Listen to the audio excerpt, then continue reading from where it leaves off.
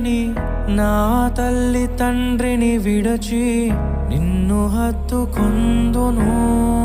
క్రీస్తు యేసు సంగమునకు శిరసైయుండులాగున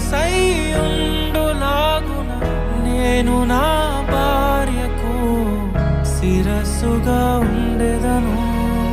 నా ప్రియ సఖివే నాలో భాగస్వామివై యేసును వెంబడించు సహవాసివై అంత